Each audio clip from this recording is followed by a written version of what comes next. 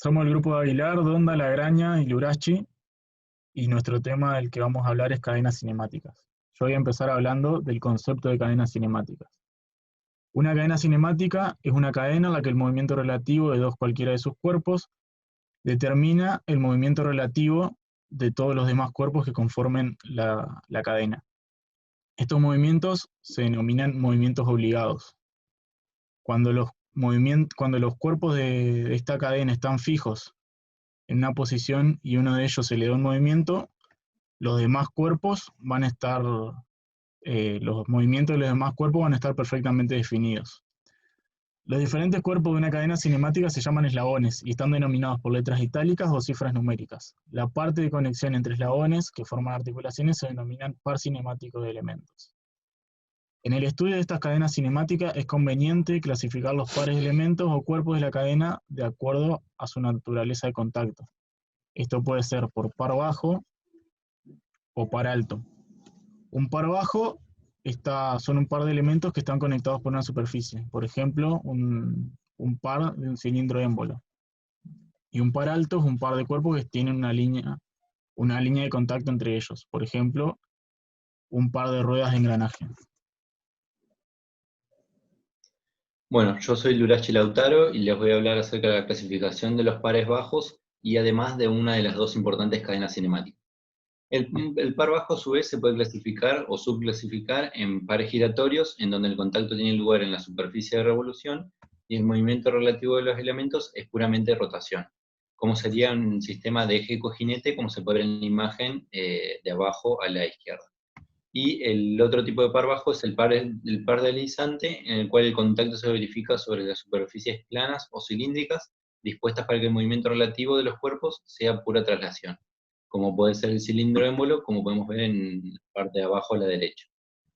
Vamos a considerar también dos importantes cadenas cinemáticas, como son la cadena de las 4 barras y la cadena de corredor y manivela. Yo ahora le voy a hablar acerca de la cadena de corredor y manivela. Esta cadena se compone de 4 eslabones A, B, C y D, conectados por 3 pares giratorios AB, BC, CD y un par deslizante de A, como se muestra y como pueden apreciar en la figura. Los centros instantáneos IBA, IBC y CD se encuentran situados en los ejes de los correspondientes pares, mientras que el IDA está en el infinito en la dirección perpendicular al movimiento relativo de D sobre A. Para localizar ICA consideremos a A como fijo, entonces ICA es el punto de intersección de la línea de centros de B con la línea que pasa por ICD perpendicular a la dirección del movimiento de D. Para localizar IBD consideremos a D como fijo, entonces C gira alrededor del centro permanente de ICD y A queda obligado a desplazarse en una dirección fija. Por lo tanto, conocemos las direcciones en las que IBC e IBA se están moviendo. Cuando la línea en la que ICD se mueve relativamente a A y no pasa por IBA, se dice que la cadena es cruzada. Bueno, yo soy Agustín Onda y voy a pasar a explicar lo que es la cadena de 4 barras. Como se muestra en la imagen, se encuentran representados los eslabones ABCD con sus respectivas conexiones o pares giratorios IBC, ICD, IDA e IBA. Para hallar los ejes de los pares giratorios, son todos paralelos entre sí, ya que si lo podemos imaginar están perpendicular a la pantalla o a la hoja si se quiere, por lo que el movimiento de los eslabones va a ser plano.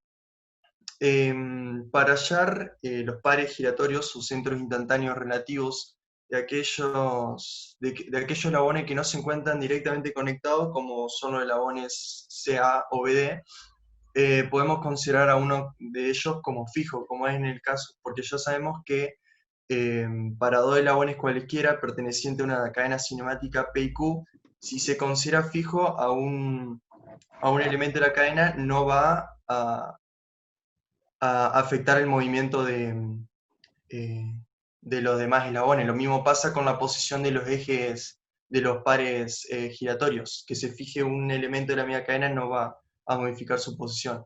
Por lo tanto, en este caso podemos considerar a A como fijo para calcular el centro instantáneo relativo de I, de C, respecto de A. Para esto sabemos que el centro instantáneo IBC e ICD son perpendiculares a la línea de centro de B y D, como se muestra en la figura, que son las líneas punteadas. Por lo tanto, sabemos que el centro instantáneo ICA también se va a encontrar perpendicular a esta línea de centro, pero se va a hallar en la intersección de la línea de centro de B y D. Lo mismo va a pasar si queremos encontrar el centro instantáneo relativo de B respecto de D, pero en este caso se va a encontrar en la intersección de la línea de centro de C y A. Bueno, yo soy Abel y le vengo a hablar del ejemplo de cadena cinemática. Una cadena cinemática, además del transmitir movimiento, también transmite potencia, energía y par, o también llamado momento, de un eje o árbol a otro. Un claro ejemplo de esto se dan los vehículos. Las cajas de cambio, caja de velocidades, es el elemento encargado de transmitir en las ruedas el par motor, suficiente para poner en movimiento el vehículo parado y una vez en marcha, obtener un par suficiente en ella para vencer la resistencia al avance. Para entender esto hay que tener claro dos conceptos. El primero, que el par o momento es el producto de la fuerza por la distancia hasta el eje respecto al cual se calcula. Como vemos en el gráfico de la derecha, tomamos un punto como referencia y a partir de este punto ejercemos una fuerza perpendicular al eje que pasa por el punto, y ese sería el par o momento. Y el otro concepto es la potencia o el producto. La potencia es el producto entre el par motor y la velocidad angular. Como vemos en el gráfico de la izquierda del neumático, la cubierta, la flechita estaría representando el par y la potencia estaría dada por el producto del momento y la velocidad angular del neumático. Una vez que claro estos dos conceptos, se denomina relación de transmisión y a la relación de las velocidades angulares que existen entre dos ejes que están conectados de alguna forma, ya sea por medio de engranajes, correas, cadenas, etc. Como vemos en la ecuación de acá abajo, la relación de transmisión está dada por el cociente entre las dos velocidades angulares de los dos engranajes o correas o cadenas que estemos analizando.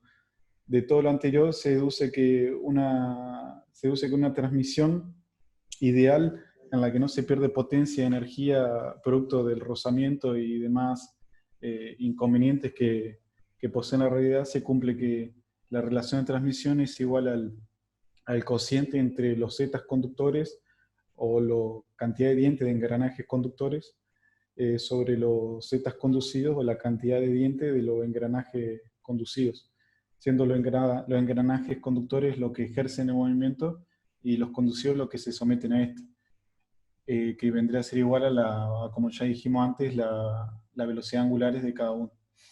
Y bueno, esto sería el ejemplo práctico de cadena cinemática.